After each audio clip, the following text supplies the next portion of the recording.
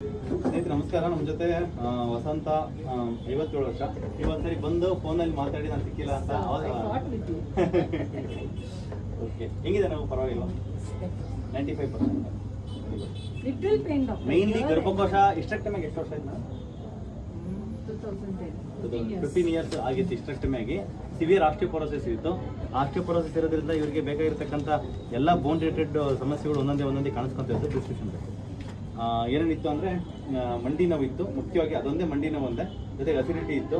ಆಮೇಲೆ ಇದು ಬೇರೆ ಏನೇನಿತ್ತು ಮೇಡಮ್? ಮೆಲಾಸ್ಮಾ.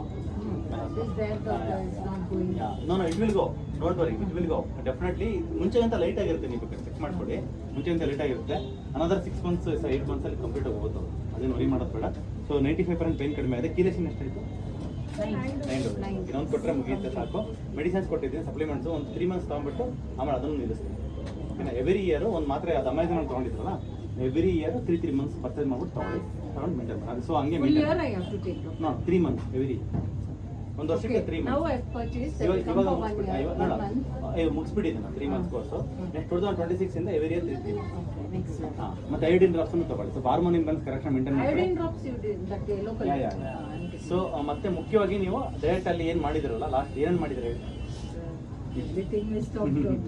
ಏನೇನ್ ತಗೊಂತೀವಿ? Tea, coffee, no milk products, all bakery stop, biscuit stop, all fried stop. Fried you can have, but that should be fried with coconut oil or ghee.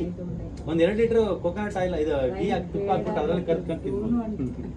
So ಅಷ್ಟು ಚೆನ್ನಾಗಿದ್ದಾರೆ. ಇವ್ರು ಗೊತ್ತಲ್ಲ ಕರಣ್ ಸ್ಟಾರ್ಟಿಂಗ್ ಅಲ್ಲಿ ನಾನು ಬಂದಿಲ್ಲ ಅಂತ. Okay okay, very nice madam, very happy about your progress. Thank you doctor, this should be clear. ಅದು ಹೋಗುತ್ತೆ. ಲೈಕ್ ಇದು ಫಸ್ಟ್ ಪೈನ್ ಹೋಗಿದೆ. ಫಸ್ಟ್ ಕೆಲವರಿಗೆ ಇದು ಹೋಗುತ್ತೆ, ಪೈನ್ ಹೋಗಲ್ಲ. ಇದು ಪೈನ್ ನಿಧಾನಕ್ಕೆ ಹೋಗುತ್ತೆ. But don't worry, that will also be. Thank you.